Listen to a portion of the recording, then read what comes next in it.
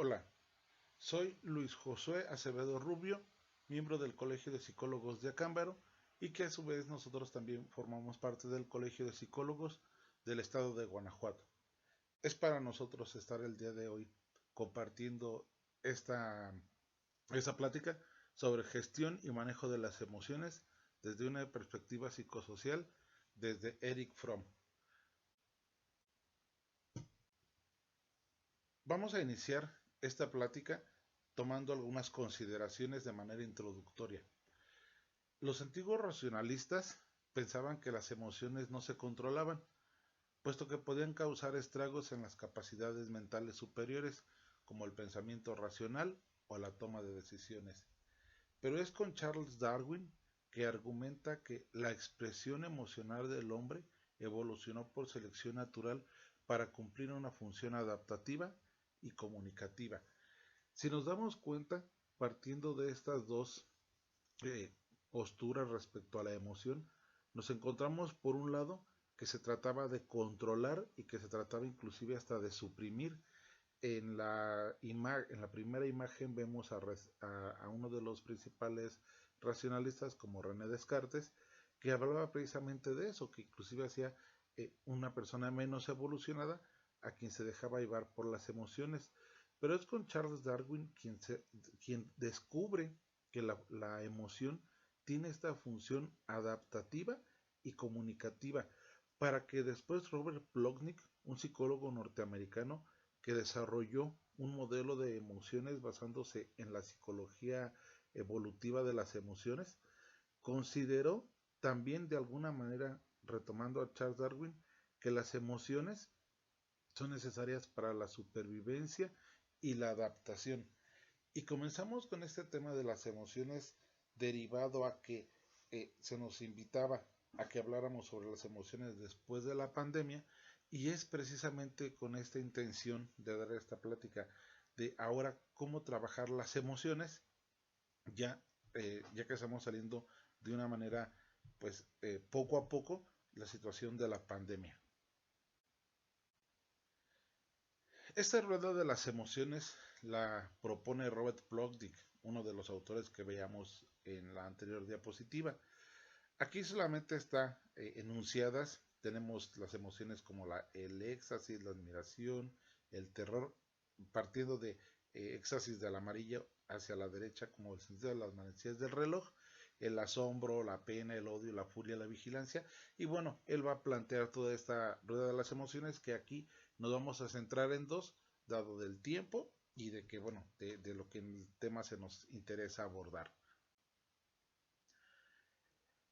Les decía que en una forma de introducción vamos a hablar de algunos temas. Ya empezamos hablando un poquito sobre las emociones, vamos a hablar de la gestión emocional, y hay que considerar que es un conjunto de habilidades que nos ayudan a manejar nuestras emociones apropiadamente y que supone comprender la diferenciación entre nuestras emociones y nuestro comportamiento, además de la adquisición de herramientas para afrontarlas adecuadamente.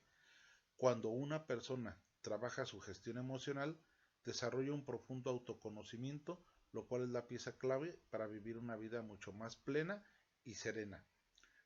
Con base a esto, entonces nosotros vamos viendo que gestionar las emociones para nada va en reprimirlas o para nada va en evadirlas, sino que nosotros las podamos manejar eh, de una manera eficiente, pues para poder enfrentar estas emociones, como lo enuncia la diapositiva. Es algo importante que nosotros podamos gestionar las emociones, porque eso nos va a llevar a una parte que es importante, como el autoconocimiento. Lo dice aquí, que es una pieza clave para vivir una vida mucho más plena y más serena. Y pensemos que en esta parte de serena, pues ahora que no solamente por la pandemia, sino que la misma dinámica social nos va haciendo vivir una vida más acelerada, donde todo es más rápido y es más urgente. Entonces tenemos que encontrar una tranquilidad ante toda esta vorágine social. Investigadores como James Grons dice que las diversas estrategias de gestión emocional son esenciales para evitar cuadros depresivos y el desarrollo de personalidades limítrofes, ya que ayudan a las personas a canalizar lo que sienten y piensan sin caer en el abismo. Recordemos también que lo emocional existe porque nos avisa de lo que ocurre a nuestro alrededor de manera rápida e intuitiva.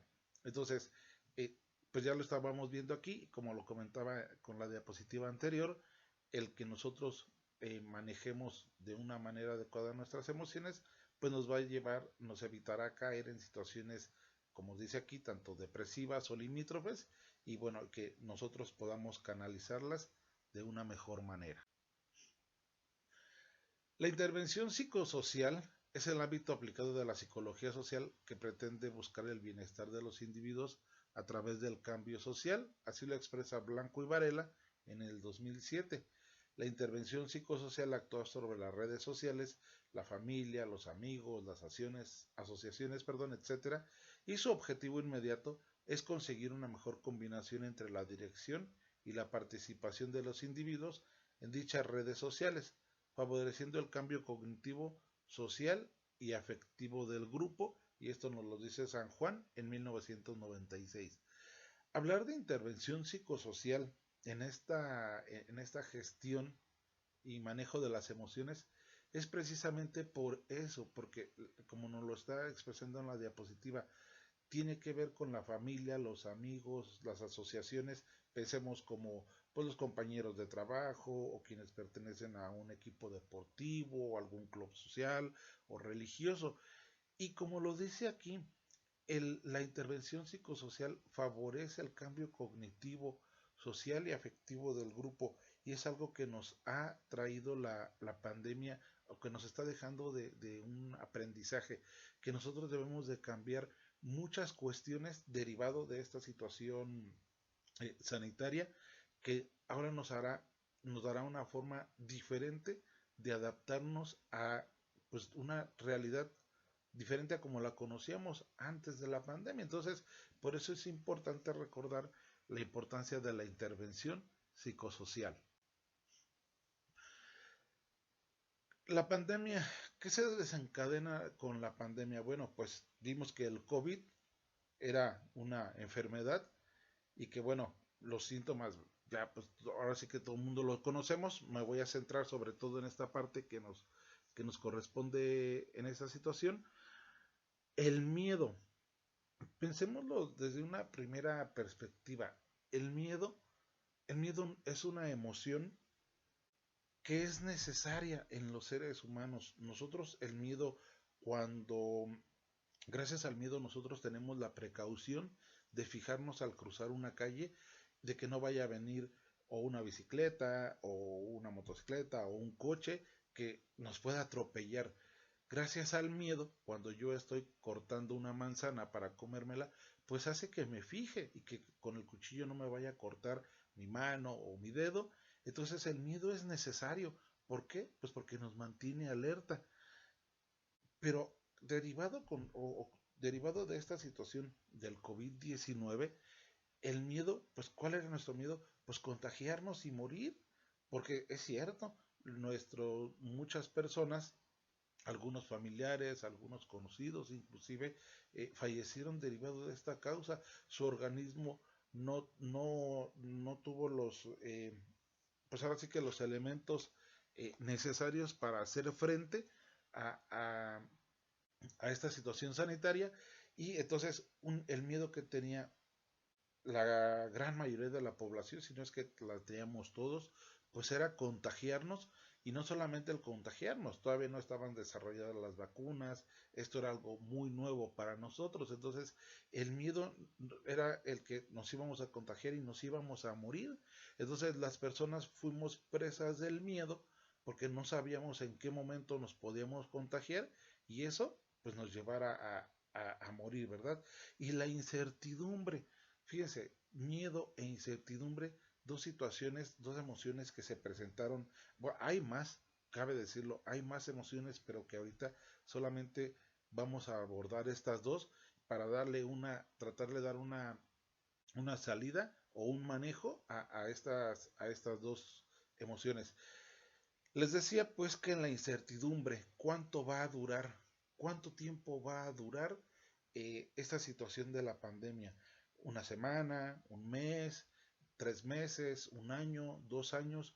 No sabíamos cuánto iba a durar, pero no solamente la incertidumbre empezó a surgir ahí, sino también para muchas personas es qué va a pasar con nuestros empleos.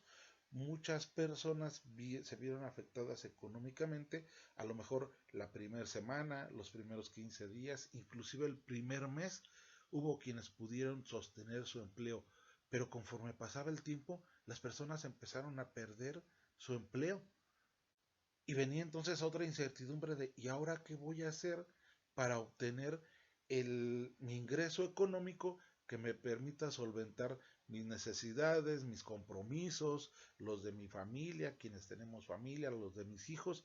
Entonces la incertidumbre ya no nada más se fue a cuánto iba a durar, sino qué va a pasar con mi empleo, cuánto tiempo me van a sostener dándome mi sueldo, cuánto tiempo va a pasar para que vuelva a recuperar mi empleo.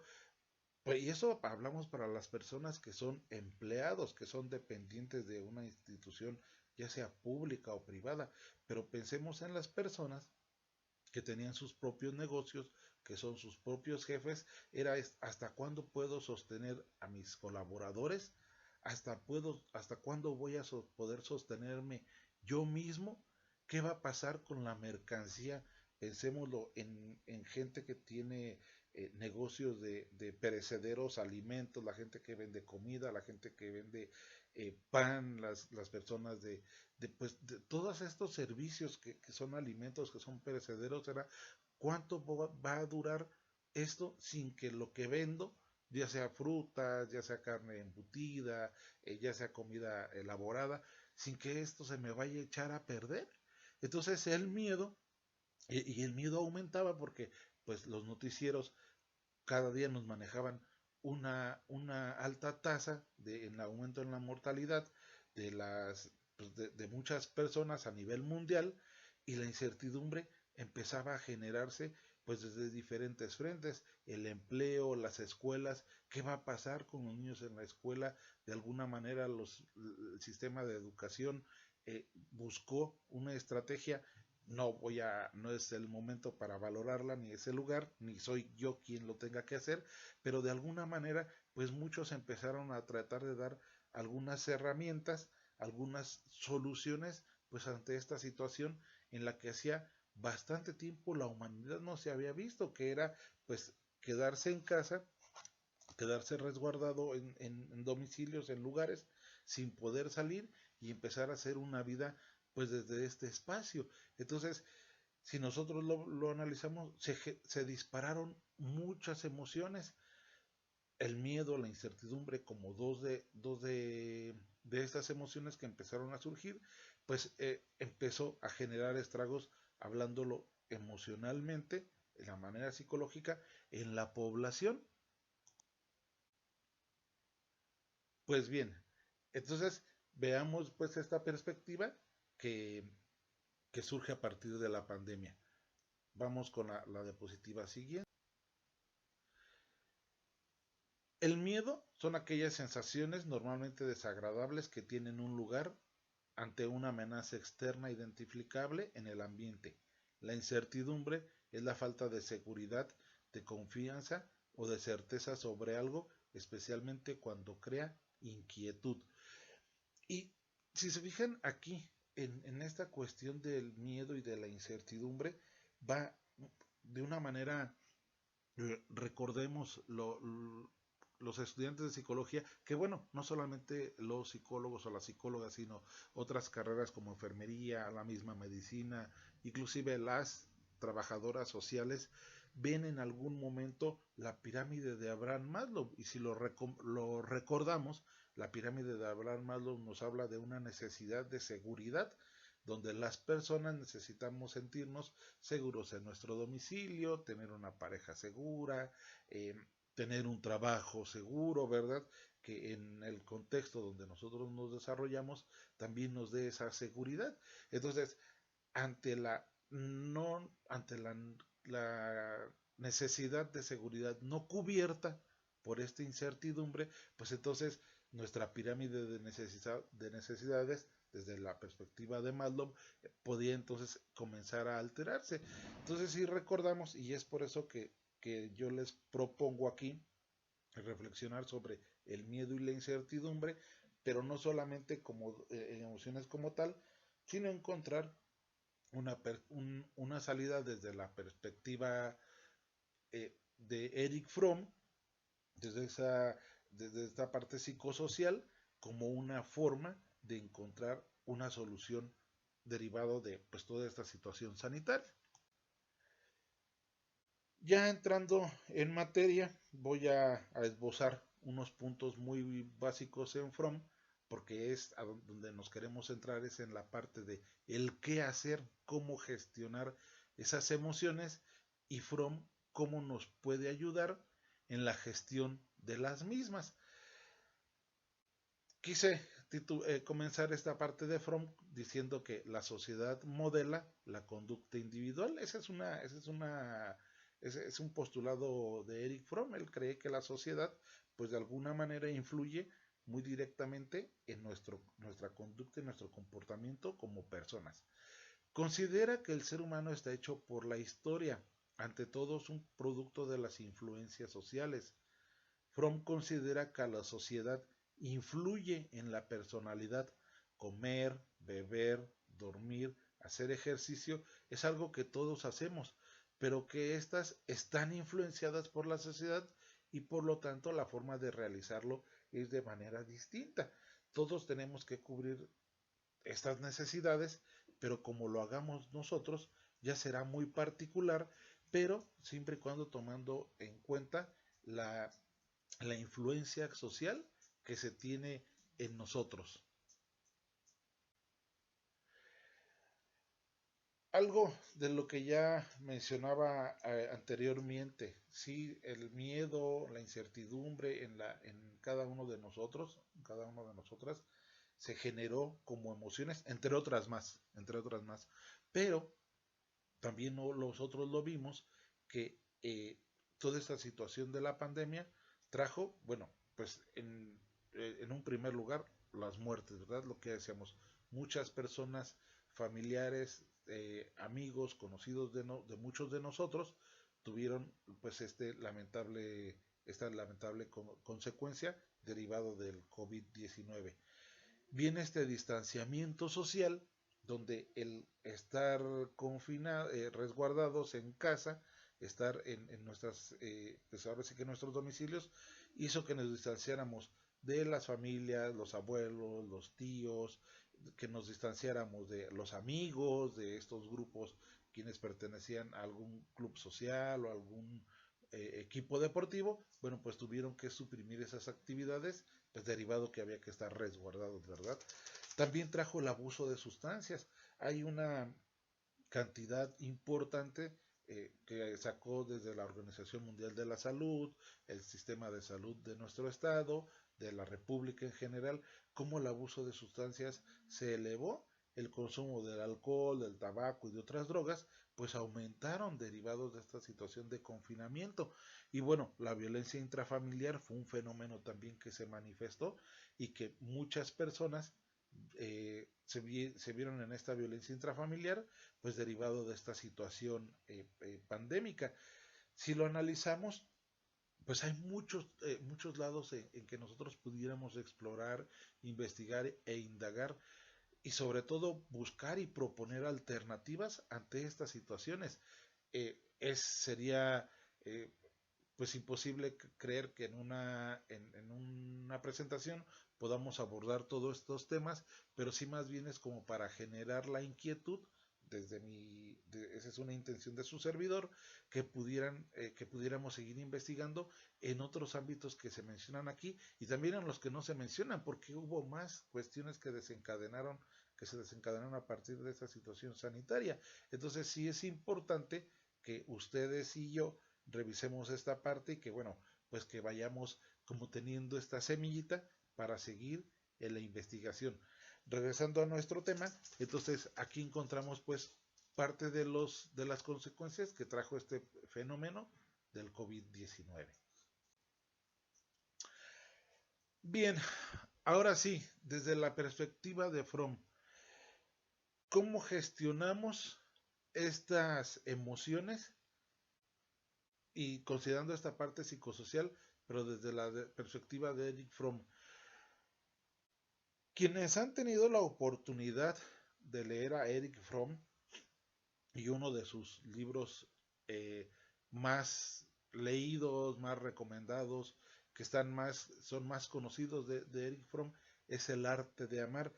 Y personalmente quise traer a colación esta parte de este libro, del arte de amar, como estas perspectivas para gestión de las emociones, desde esta parte como lo plantea Eric Fromm ahí, un primer amor del que nos habla Eric Fromm es el amor fraternal, y dice que ese que solidariza, que genera empatía, que hermana al ser humano más allá de creencias, ideologías, culturas, naciones, etcétera. El amor fraternal, visto desde la perspectiva de Eric Fromm, es lo que a lo mejor recordarán en su clase de historia, lo que hablaba en algún momento los ideales de la Revolución Francesa, con la libertad, la igualdad y la fraternidad.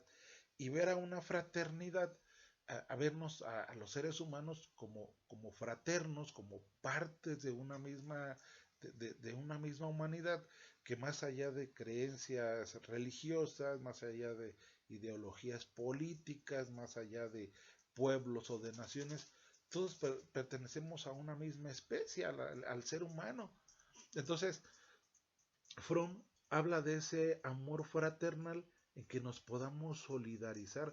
Yo creo que muchas y muchos de ustedes vieron cómo las personas nos empezamos a solidarizar y empezamos a promocionar a la persona que vendía, eh, por ejemplo, eh, a los que tenían los negocios en las esquinas por nuestros domicilios, casa, por nuestro barrio, se empezó a promocionar a la tiendita de la esquina, y una manera de solidarizarnos fue empezando a promocionar a la gente que sabíamos que tenía un negocio. Utilizamos redes sociales como esa forma de promoción y sobre todo de solidarización. Entonces, nosotros como humanidad, como seres humanos, se empezó también a generar esa empatía. Estábamos conscientes, yo recuerdo a una persona aquí en la ciudad de Acámbaro, el señor Víctor, que lamentablemente falleció derivado de esta situación de la pandemia. Él por su negocio empezaba a regalar cubrebocas, los empezó a elaborar de cubrebocas de tela y los empezaba a regalar. Él promocionaba en redes sociales que la gente que no tuviera un cubrebocas pasara a su negocio y se llevara uno para que pues así pudiera hacerle frente a esta situación de la pandemia.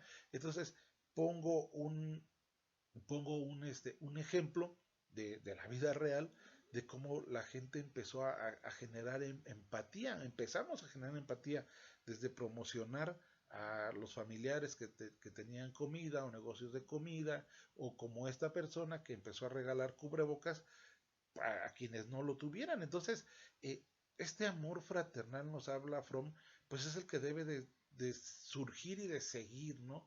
No porque ya estemos haciéndole frente a la pandemia y porque cada día, sí, hay gente contagiada, pero pues las vacunas son más eficientes, también nuestro sistema inmunológico pues se ha fortalecido, pero que sigamos en esa solidarización, en esa solidaridad, perdón, que sigamos en esa empatía de de apoyar a los demás, independientemente de que tengamos o no las mismas creencias o la misma forma de pensar, sino que este amor fraternal que nos invita Eric Fromm, pues lo mantengamos y en el mejor de los casos lo reforcemos.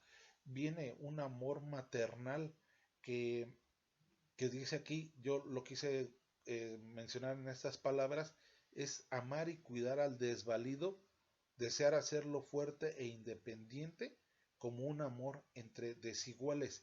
Y desiguales porque también nosotros vimos que en noticieros locales, en el noticiero estatal, en noticieros nacionales, como personas que conocían a gente que estaba en una situación económica más vulnerable, llevaron despensa, llevaron medicamento, llevaron alimentos. Entonces, pues ese, pensémoslo, un amor maternal más allá de una mamá y su hijo, pues desde esta perspectiva de amar y cuidar al desvalido, hubo quienes tuvimos la oportunidad de estar en casa, de hacer maratones de series en plataformas digitales, hubo quienes exploramos nuevas redes sociales y nos hicimos TikTokers o nos hicimos influencer, pero hubo otra gente que no, y hubo otra gente que no tenía esos medios en su casa para de alguna manera sobrellevar o sobrepasar esta situación de la pandemia,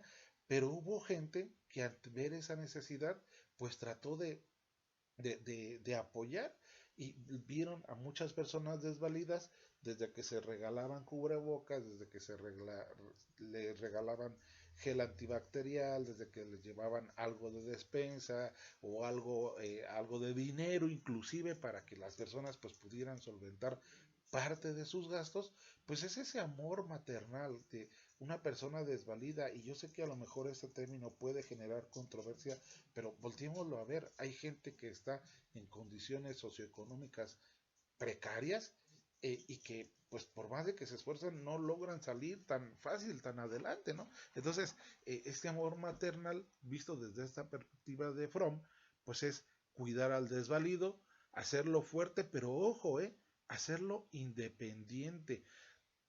Quise respetar esa parte de independiente.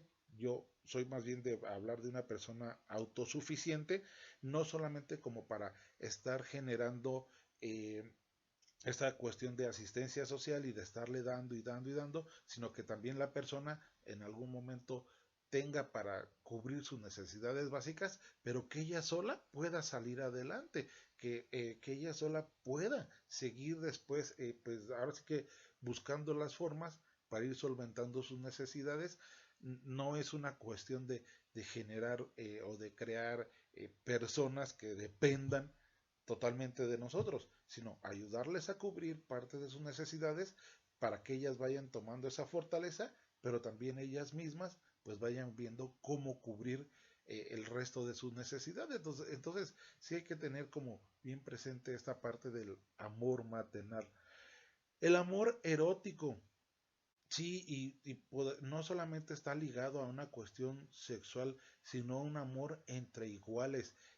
Pensémoslo pues en que en esta situación de sanitaria derivado del confinamiento, del resguardo, de que mucha gente perdió el empleo, pues el amor entre iguales que no lo quiero dejar, no en este momento desde la perspectiva sexual, sino el amor entre iguales un poquito relacionado con la cuestión fraternal, un amor entre seres humanos, ¿no? Que el que yo pueda apoyar con algo, con algo hacia alguien que tiene o que no tiene lo que en ese momento necesita, pues ya es parte de ese amor erótico. Entonces yo lo quiero manejar desde esta perspectiva de verlo como esa fraternidad, esa cuestión maternal de hacerlo fuerte para poderlo hacer independiente.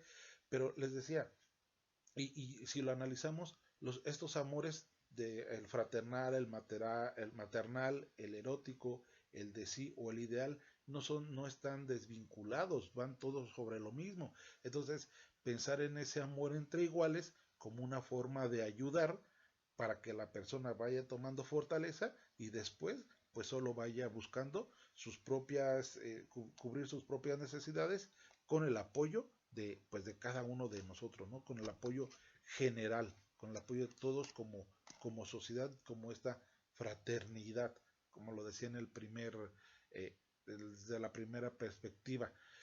Viene un amor de sí, que es el cuidado, la responsabilidad, el respeto y el conocimiento del yo, lo que diríamos como el autocuidado, la autorresponsabilidad, el autorrespeto, el autoconocimiento, el hacerlo también con nosotros mismos.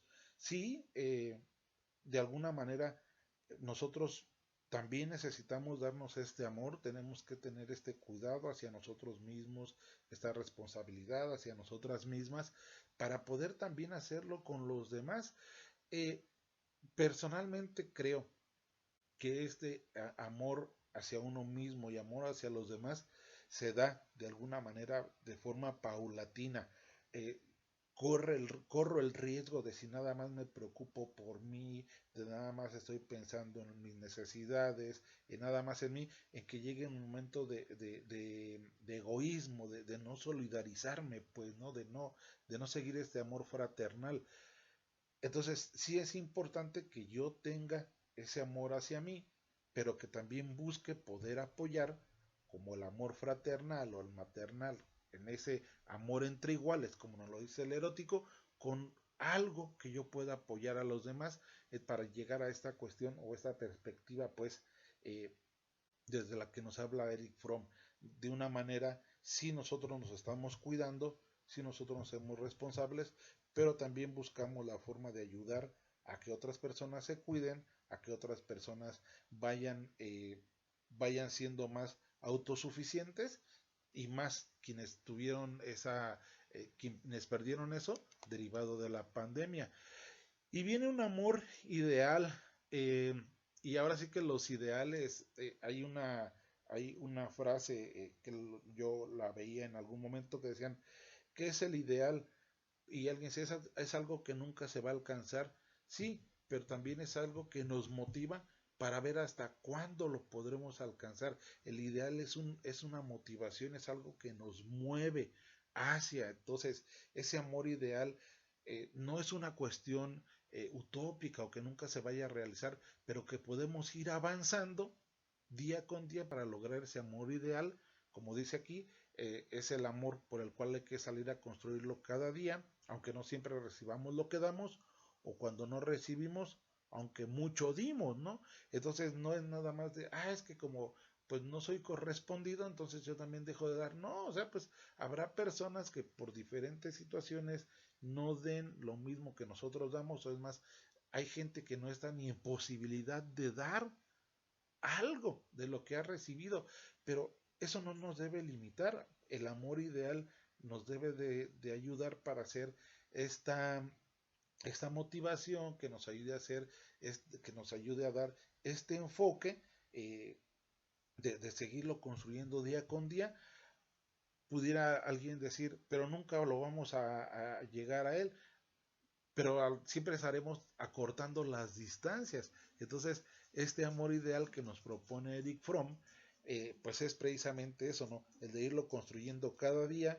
¿Y qué construimos cada día? Pues será el amor hacia uno mismo, el amor entre los iguales, el hacer a una persona fuerte para que se haga autosuficiente, y un amor fraternal donde nos hermane, donde todos seamos parte de una misma comunidad, una comunidad global, que todos somos parte de algo, somos de algo que es lo mismo, que somos el género humano o la especie humana. Entonces, hacia allá va el amor ideal. Y, y no es sonar romántico de parte de su servidor, el que haya pensado en Eric Fromm y en la parte del amor. Eh, Recordemos, psicólogas o como psicólogos, nosotros sabemos que el amor no es solamente una emoción y que se convertirá en un sentimiento, sino que también tiene esa función de cuando la persona eh, tiene ese amor, pues empieza, como lo dice aquí, ¿no? Surge la dopamina, lo que nos hace sentir ese placer y esa euforia, y viene la norepinefrina, que hace que el corazón nos lata más rápido, suba la presión arterial, nos suden las palmas de las manos, nos ruboricemos, y que si se fijan, pues el amor no es solamente una cuestión emocional, afectiva, también es una cuestión biológica, que como psicólogos recordamos esa parte biopsicosocial en el ser humano, y que si me lo permiten, y que también igual no será el momento para abordarlo, hay algunos psicólogos que le están entrando a la parte espiritual, que ojo, no tiene nada que ver con cuestión de religiones, sino algo totalmente diferente. Habemos algunos todavía reacios a pensar en una parte espiritual del ser humano, Pero sí, el amor genera pues estos neurotransmisores como la dopamina, también la norepinefrina, otro neurotransmisor como la feniletilamina, que es este neurotransmisor que todo lo vuelve más intenso, que hace que, pues como lo dice aquí, nos hace sentir increíblemente felices, optimistas y motivados. Tenemos también la oxitocina, que nos ayuda a forjar los lazos permanentes con nuestra pareja y se libera con el contacto físico, y que aquí no solamente lo pensemos en la pareja, que sí es importante, veamos en diapositivas anteriores cómo la violencia intrafamiliar se disparó en ese confinamiento, sino en nuestra pareja, en otro ser humano, pues, ¿no? En otra persona, en otro hombre, en otra mujer, en otro, que estamos ahí, que nos necesitamos mutuamente. No podemos, yo decía en la diapositiva anterior que respeté la palabra independiente, pero yo creo que nadie puede ser independiente, porque pues para ser o sea que no dependes de nadie, pues tendríamos cada uno que vivir en una isla y que tú mismo hicieras tu propia vestimenta, tú mismo hicieras tus propias herramientas, tú mismo buscaras tu propia comida, algo así como este programa de Al Desnudo de Discovery Channel o de National Geographic Channel, no recuerdo muy bien, de donde las personas están en medio de la nada, que ellos solos cazan su alimento o andan recolectando ahí algunos frutos o algunas raíces del lugar donde están para comer, ellos solitos hacen su refugio. Yo creo que las personas no podemos ser independientes. ¿Seremos autosuficientes? Sí, nosotros podemos hacer las cosas siempre con el apoyo y la ayuda de los demás. Entonces, pero sí, sí es más a la autosuficiencia que la independencia. Y bueno, hacia allá nos ayuda esa parte de la oxitocina, y que dice aquí que se libera con el contacto físico. Hoy que la tendencia pareciera a que el contacto físico es menor por privilegiar los contactos virtuales, pues bueno, ¿no? La oxitocina esto nos recuerda que sí necesitamos eh, estar en contacto con la pareja, con los hijos, con los amigos, con los compañeros del fútbol o del trabajo, etcétera, pues como parte de esta cuestión del amor. Y la serotonina nos hace sentir felicidad, ¿no? Si se fijan, yo quise recuperar los neurotransmisores que se liberan a través del amor, porque vamos, no es una cuestión meramente emocional o inclusive romántica, no, está fundamentado en la parte biológica, en la parte neuronal. Entonces, eh, pensar en el amor no es una cuestión romántica, sino hasta biológicamente es válido. Y quise poner esta imagen haciendo un poquito de referencia a la imagen donde está el ser humano estirando con la mano semi-estirada, y, y está, bueno, ahí se dibuja a Dios, ¿verdad? Con la mano estirada y el dedo también, y que al ser humano nada más le hace falta levantar un dedo para tener ese contacto con un ser divino. Yo quise poner esta imagen. eh, Muchas y muchos recordarán que a los psicólogos se nos dice que no ayudemos a quien no quiere, que no demos nuestra ayuda, a quien no la pide, a quien no nos la solicita. Yo se los quiero compartir a mis 45 años de edad. Y eh, salí en el 2000, egresé de la licenciatura en psicología. Les puedo compartir que hay personas que a veces no saben cómo pedir ayuda, no les da miedo pedir ayuda, les da pena pedir ayuda. Y si nosotros partimos de esas premisas que nos enseñan en la licenciatura, que no demos la ayuda a quien no nos la pide, que no demos la ayuda a quien no nos la brinde, a quien no pues nos esté pidiendo de nuestra ayuda, yo les pudiera decir que yo personalmente he dejado de seguir esta premisa, esto que nos enseñan, porque me ha tocado en mi experiencia, tanto profesional como de vida, en que hay personas que no saben pedir ayuda, que tienen miedo pedir ayuda. Algunas personas creen que en cuanto piden tu ayuda, las vas a condicionar a te ayudo, por lo tanto yo espero que tú me des esto o espero que hagas esto por mí, y yo las y los invito a que demos la ayuda y que nos manifestemos que estamos ahí. Si la persona no la quiere tomar, desde mi perspectiva, no es mi problema. La mano, como está en la imagen, la mano estirada está. Si la persona no quiere estirar su mano, ya no es nuestro problema, pero que le hagamos sentir al otro, a los demás, que estamos aquí, que estamos para ayudar, que estamos dispuestos a dar de nuestro saber, de lo que tenemos, de lo que sabemos hacer, que estamos dispuestos a compartirlo. Yo por eso quise poner esa imagen ahí.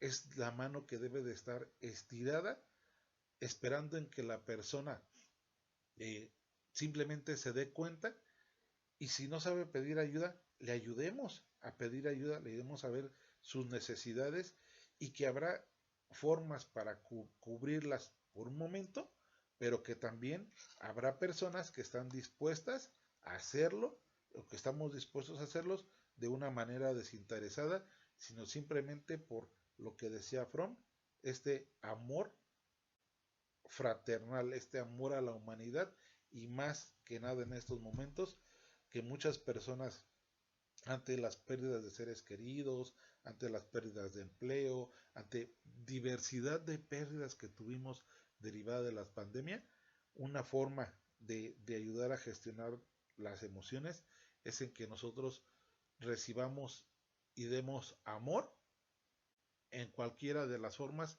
que Eric Fromm nos propone, pero que también, para nuestra buena suerte, no son las únicas. Hay, hay bastantes, hay muchas más. Les agradezco su atención a la presente, espero que les haya gustado y sobre todo que haya dejado alguna inquietud en algunos de ustedes. Muchas gracias.